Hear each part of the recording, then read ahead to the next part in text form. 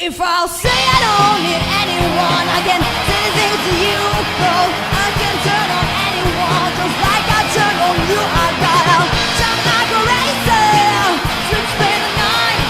I can do your favorites, but you do whatever I like. Here I am, and you're a big queen. And I'll be a little young, but honey, I ain't naive. Here I am, you're a big queen, oh yeah. I beat so much, but honey, you're a bit obscene.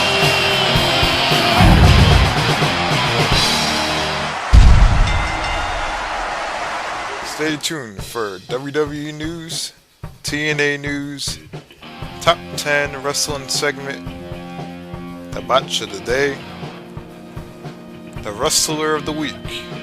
But first, let's take a look at this week's Fantasy Warfare. And now it's time for Fantasy Warfare, your ultimate fantasy wrestling match of the week.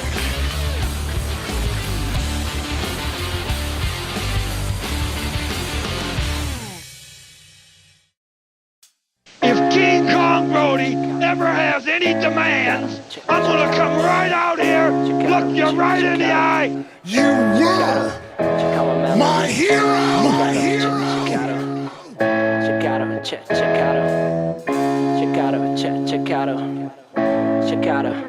You think it's It special? ain't gonna be no doubt in your mind. Oh, King Kong Brody, he jumped in us and hurt him, and hurt him. I can see you when you're laughing at me. Look down I came up in this business wanting to be like you!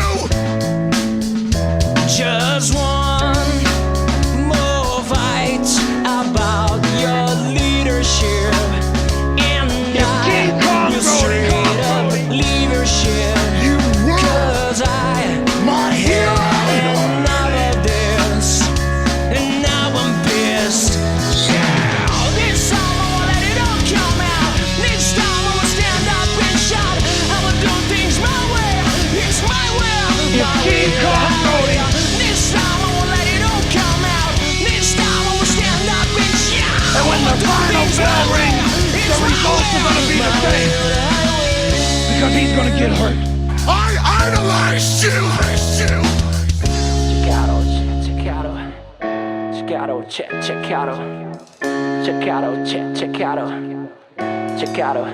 out my melody.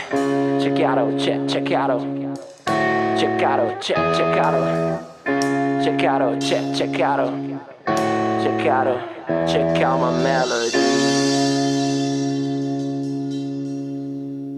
Alright, ladies and gentlemen, welcome back to Monday Night Wrestlevessel here for Gaming Palooza. And thank you for that cool footage of the Fantasy Warfare match of the week between Abyss and Bruiser Brody. What a classic match that would be. I'm not even sure who would win that match. We might as well throw the Berserker into the mix for entertainment purposes. Husk! Husk! Husk! You know, Bruiser Brody, the big wild man, versus the strange man of Abyss from TNA. What do you think about that match? Alright, here's our trivia question of the week. What is the only title change that took place on the TV program WWF Wrestling Challenge? Again, what is the only title change that took place on the TV program WWF Wrestling Challenge? So basically I'm looking for, you know, who the wrestlers involved, like who won, who beat who, and what titles was it for. Alright, let's get into now our news for the week. The first story is Chris Masters saved his mom's life by ripping a tree from the ground and busting the window to get her out of the house. There was somebody who broke into the home, set the house on fire, and barricaded it. The man was caught and arrested. Masters is a true hero. I'm trying to figure out if this guy was just trying to be a burglar and break into the house, or was he just hated Chris Masters and wanted to get revenge on the family by killing his mother. But amazing that he was able to use like this immortal strength to rip a tree out of the ground, just chuck it through the window, and get his mom to safety. Amazing. Hulk Hogan claims that he begged Vince McMahon to bring Sting to the World Wrestling Federation back in 1987, shortly after WrestleMania 3. Hogan says he wanted to turn heel because he felt Sting would take the company to greater heights. But I don't believe this at all. It makes no sense to me. And why would it just be brought up now? Is Hogan just trying to get some more publicity? Because Sting didn't even debut in WCW yet. I don't think he went there until late '87 or something. And Vince McMahon claims that he refused this idea. I feel hard to believe. Sting was not even like an established star. What was he, like in the UWF at this point, or some Texas wrestling, like teaming up with the Dingo Warrior? He wasn't even established. And if this happened, we would never get the big Hogan-Andre rematch from Saturday Night's Main Event in February '88. We would never get those Sting Flair programs, or Sting and Luger. So I don't know. How would things have turned out? They have a little thing on the NFL called the NFL on their website. This would be a similar situation. What would happen if Sting had gone to the WWF back in '87, was a big babyface and feuded with Hogan? What stars would he feud with? How would his career go? Would he just be a big name for a couple years and then go into obscurity? Would he still be a big household name? Who knows? What would have happened? I just don't understand this whole situation, and I find it hard to believe. In other news, Dutch Mantel has talked about his Zeb Coulter gimmick and said that he's been running around like crazy with this travel schedule. He also wants the fans and Americans to keep supporting the cause for the death of his granddaughter Amanda, who was killed in a car accident some months back by, I think, a drunk driver. And I know they had a whole court case thing going on. He kept talking about that. So best of luck to him, and amazing that he's come back to the WWE and has got a lot of fan support. WWE has also signed Australian wrestler named Matt Silva to a development deal. Former WWE wrestler Rob Conway won the NWA World title in San Antonio, Texas last Saturday night on March 16th. So big win for Rob Conway, and amazing that he was able to get a title. The fans really loved Scott Hall, and they were very quick to help him in his cause with Diamond Dallas Page to reach the goal to get him surgery and get the help that he needs. The question is now, will Hall continue his road to recovery, or will he regress once again?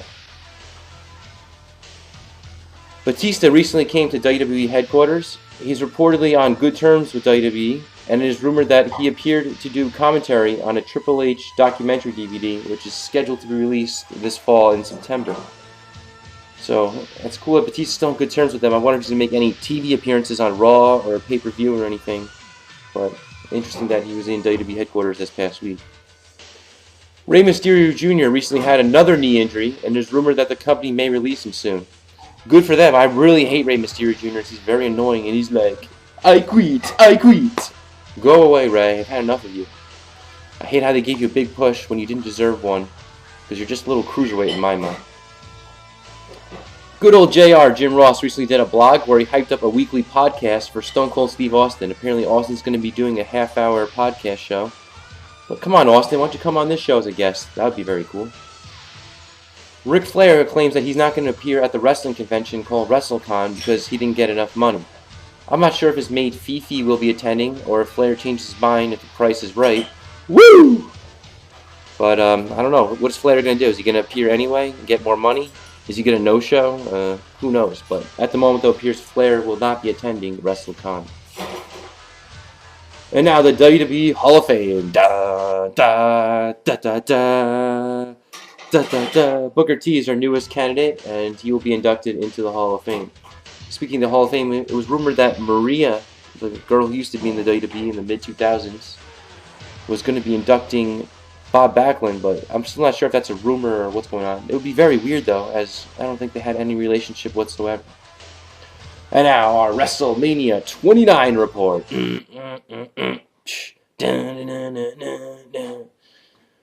Alright, the main event, The Rock against John Cena, the rematch. As I said again, I believe Cena is going to win this match.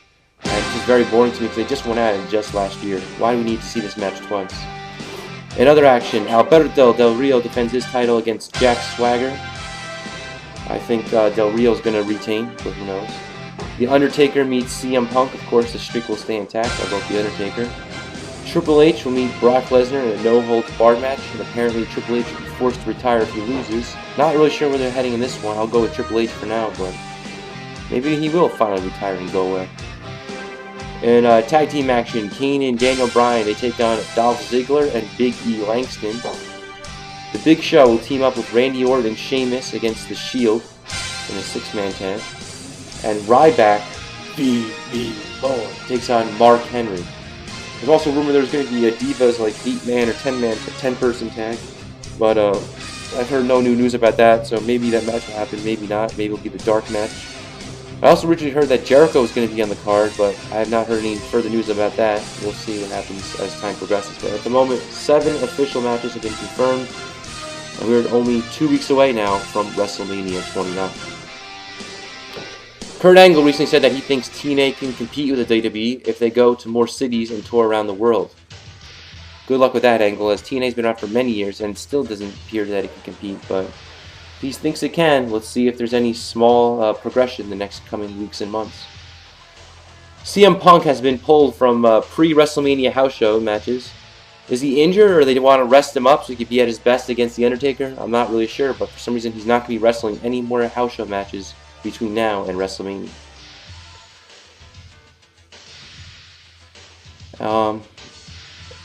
We also have a recent interview that was done with Demolition.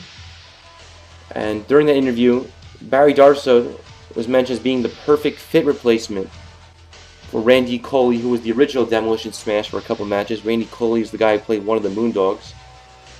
Axe was not too happy with the way the gimmick was going, and he said he was going to go back to Japan and wrestle as the Masked Superstar. But Vince brought in Darsow, and he appeared to be the perfect fit. They also talked about in their interview how Johnny V was just used for comedy, and they want a real, menacing, threatening manager. And that's why they chose Mr. Fuji and felt he would be the perfect fit. But I couldn't agree more. Their style really went well with Fuji as being just a dominant, tough tag team. Johnny V didn't make sense as a manager. They also mentioned they got nervous for big matches at WrestleMania, but they knew they always had to entertain the crowd regardless how big or small. Whether it's 70,000 or you got a 1,500 crowd. You want to entertain those paying fans, and that's the way Demolition use that kind of attitude, which is good for the business. They mentioned the teams today are thrown together because 2 guys aren't in any program or doing anything. It's not like the great teams that carried the company back in the day who would be on the road together, have a big cohesive unit.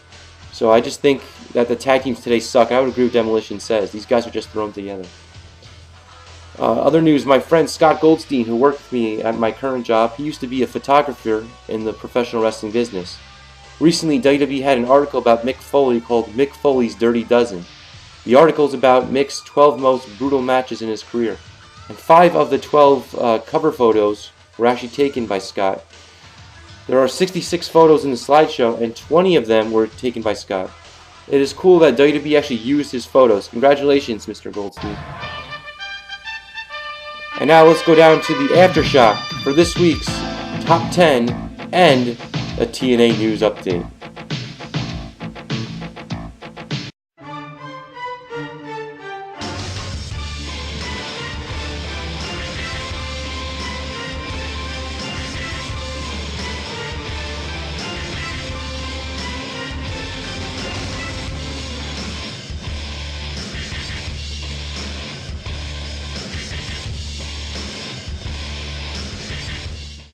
What time is it?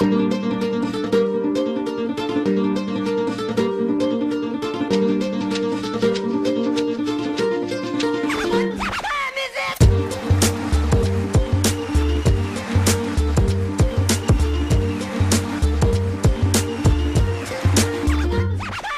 You going down for misuse of your mathematics. A quick 3 count cause you couldn't hang with acrobatics. Display the rhythmic perfection by Rey Mysterio. Leave you bustled on both sides like a closing stereo. From the barrio or barrio, from south to Ontario. Top rope gymnastics leave you played like Atario. I'm sorry yo, you couldn't seem to compare. Flying through the air, the rings Rey Mysterio's lair. The Mexicano takes you out quick fast and in a hurry. 3 counts and you out as a result.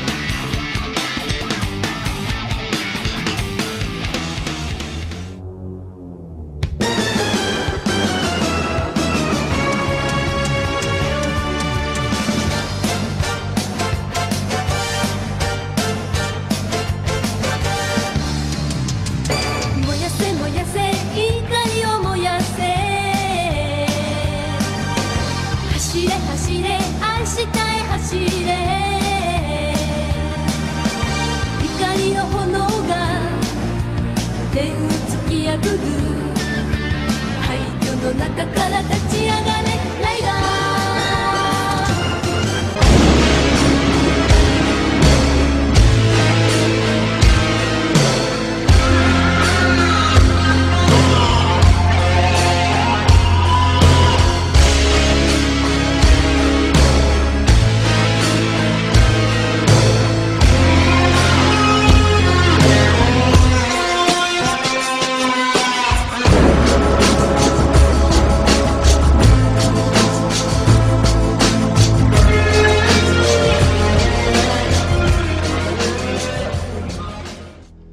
Which will be better for me, but not so enjoyable for all of you.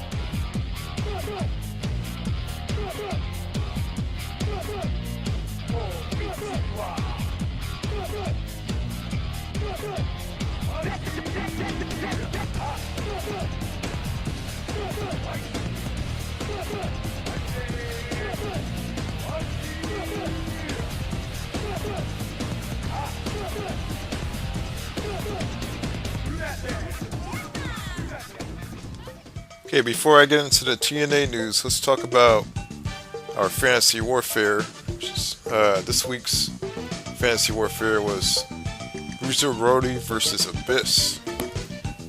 Now that would definitely be a hardcore match. These are two hardcore legends right here. Now it's very, very unpredictable and undecided, in my opinion, on who would win. But I want you down below to give us your opinion on that Fantasy Warfare. And stay tuned next week because we will have another Fantasy Warfare. So moving right along to TNA, we have this week's Impact was basically based, the whole story about this week's Impact was Bully Ray giving us the whole story on Aces and Eights and how Aces and Eights started, how elaborate the stable is and how everything came together. He even went into detail on how certain things didn't work out, so they had to go to plan B on certain things. It was a bunch of nonsense, but I have to give TNA credit because they stick to their storylines, and Aces and Eights was a absolute great, elaborate storyline that they came up with. And the stable is a lot more complex than any stable I've ever seen in a while. Just the way it came together like that. And in other news, we have Bad Influence feuding with the Dirty Heels, which is the new name for Bobby Roode and Austin Aries. Now, in my opinion, that right there will be a great match if that ever takes place, which I imagine it's gonna. Because I believe Bad Influence attacked the Dirty Heels on Impact. And I believe they're looking for a title shot. And if that takes place, which I'm sure it will, that will be an awesome match. Because you have Austin Aries, Bobby Roode on one team, then you have Fallen Angel and Kaz on the other team. How can that not be a good match? That's a match waiting to happen right there. be even more awesome if they made it a ladder match. But we'll see what they do. Now, in other news in TNA, we have brand new X Division rules. Now, with the X Division, they're trying to do some new rules, new concepts. And I guess change is okay, change is not bad, but I don't know exactly what they're trying to do. As long as they don't ruin the X Division, because that's exactly what TNA needs, is the X Division, because that's what makes TNA stick out. So, with the rules that they have now, there's a 230-pound weight limit, and every single X Division match must be consistent with 3-way triple threat rules, even the title matches. No, I don't know if that's good or bad. I know that the X Division has a history of having really, really good 3-way matches, triple threat matches. But my question is, when you have a Ultimate X match, will the rules apply to that match, or will they allow a 4th competitor? See, that's the only thing I have a problem with. Other than that, I mean, if you're having a regular X Division match, triple threat rules, I'm all for that, because I'm pretty sure it'll probably be a really great match. I mean, they showed it off on Impact, and they even brought back Sanjay Dutt, which was pretty awesome, and I thought that match was great. They also made the rules a little bit complex, because they said during title matches, which are contested in triple threat rules, if you are the loser that gets pinned, you're not allowed to be in the next title match no matter what.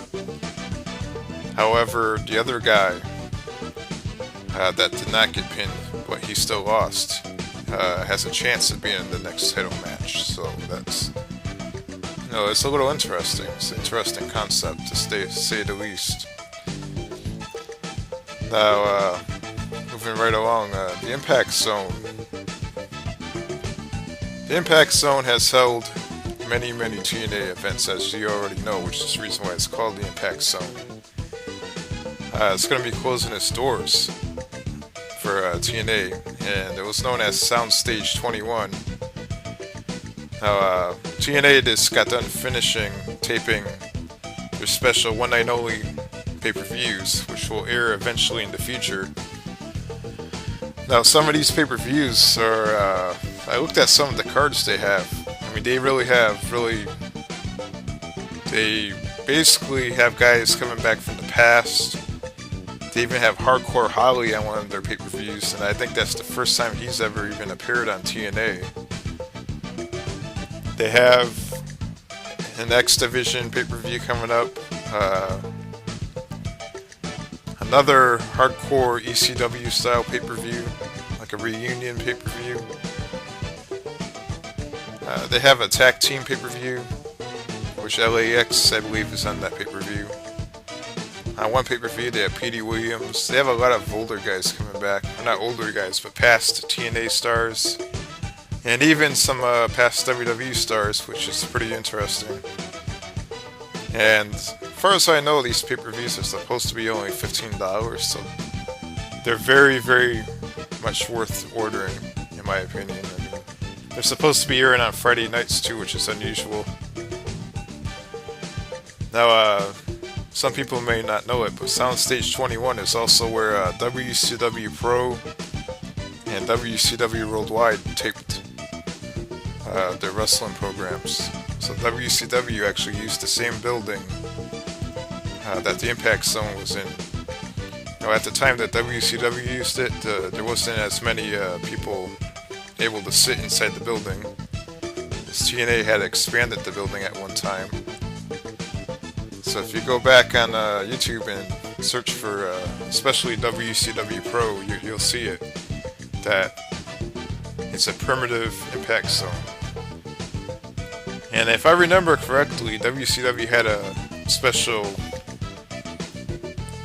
some type of a stage that they put the ring on, and the stage actually spun slowly in a circle, so that while the wrestlers are wrestling, the ring's actually spinning, and can actually see a 360 degree view of the ring, because eventually it turns all the way around.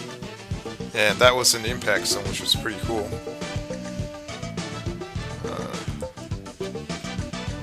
And that's about it for TNA news. We'll have an update next week on more TNA news. We'll see what happens on next week Impact. So far, I've enjoyed Impact, and I think it's been pretty good. Aces and Eights is coming off as a powerful stable, which is really good also. So, since they're able to take out the TNA roster, this makes you wonder, who exactly can TNA get to stop the Aces and Eights? Because Aces and Eights right now is the ultimate monster. Now let's take a look at the botch of the day.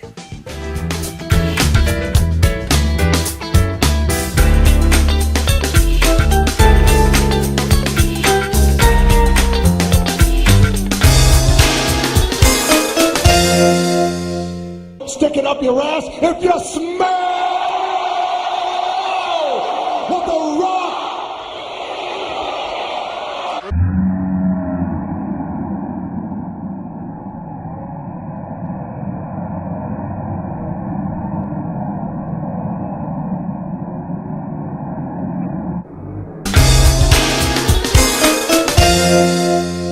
Alright, welcome back, ladies and gentlemen. I want to go over now our Wrestler of the Week. The Wrestler of the Week is the Masterpiece, Chris Masters, who saved his mother from an attacker who set the home on fire. Wrestler of the Week again, the Masterpiece, Chris Masters.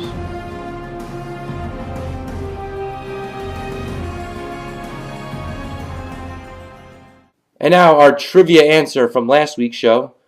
The question was, who was the only male wrestler to be the WWF Women's Champion? And the answer is Harvey Wimpleman.